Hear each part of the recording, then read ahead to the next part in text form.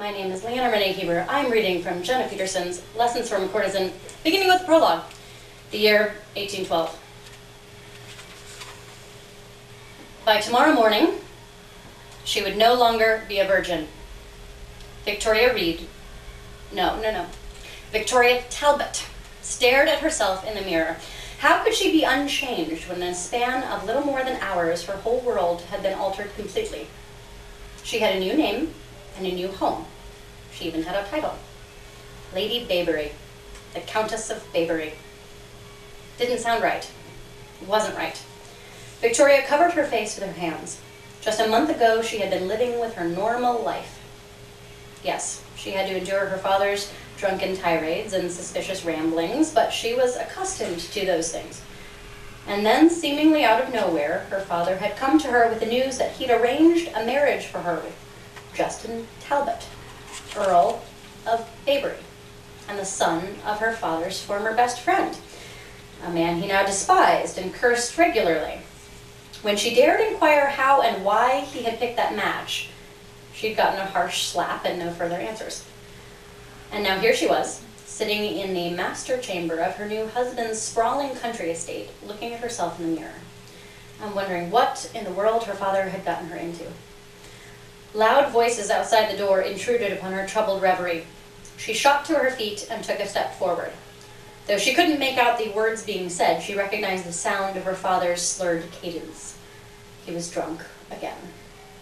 His companion was also shockingly familiar. It was her new husband. Though they'd conversed all of a dozen times in the last month, his voice was already one she knew in an instant. Dark and husky, a low rumble that came from deep within his chest.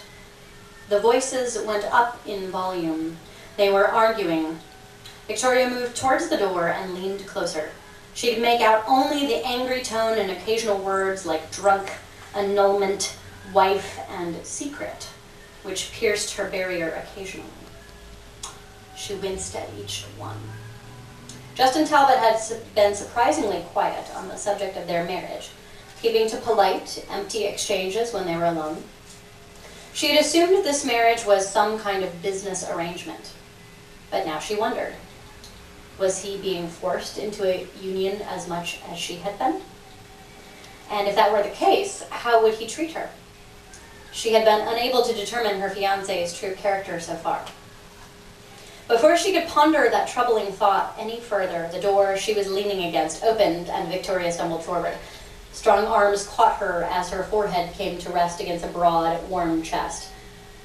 Well, there was no denying she'd been eavesdropping on Justin and her father now. Slowly she looked up and met her new husband's eyes.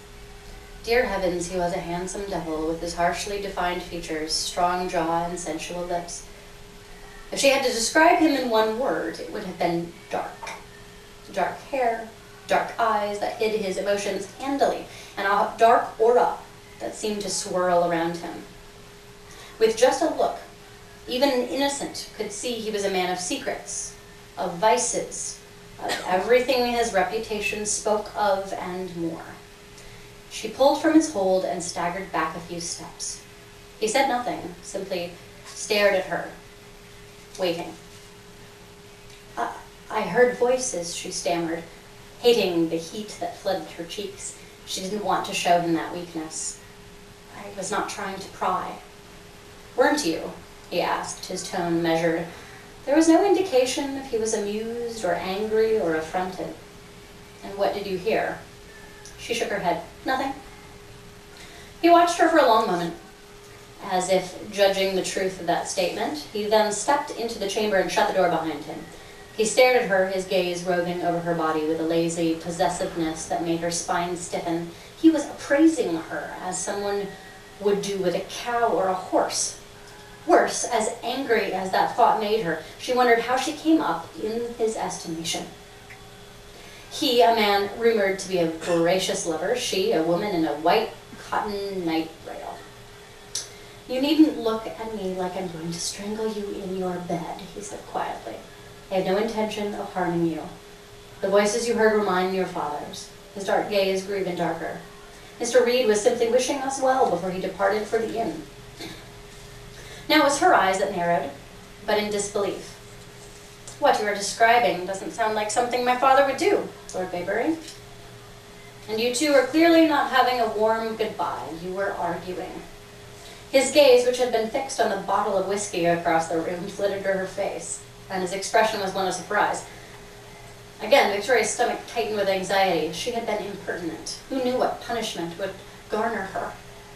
But he didn't roar or strike her. Instead, Justin tilted his head back and let out a chuckle.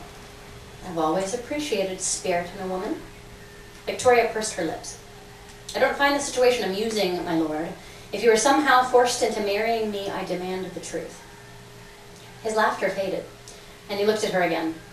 Again, the gaze was appraising, but this time it wasn't her body he was making an account of. It was something deeper. Her intent, perhaps. Her character. But he gave no outward indication about his conclusions. First, you should call me Justin, he said. We are married. The pretense of titles seems foolish. Secondly, it doesn't really matter how or why we came to this union. We are here now, legally wed. Well, almost legally. One thing remains to be done, to make the marriage a binding one. Victoria stared at him and watched as his gaze slipped pointedly to the big bed along the back wall of the large chamber. His eyebrow arched, and he stood silent as he stared at it. His bed. How many other women had shared it before her? How many would share it after? Yes, she finally said, clearing her throat so her voice wouldn't crack. It still did. There is that. My father and my maid told me a little about what I'm to experience tonight. I realize it is my duty, and I assure you I will do my best to bear it. Justin's eyebrow arched even higher, and he took a step towards her. Slowly he reached out and cupped her chin. Instantly a shot of hot awareness sliced through Victoria, taking her aback and making her jolt a little at the touch.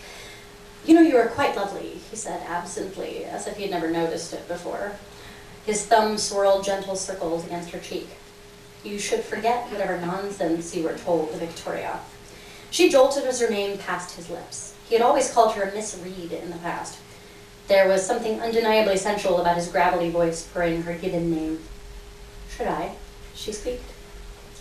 He nodded, and his fingers slid into her hair.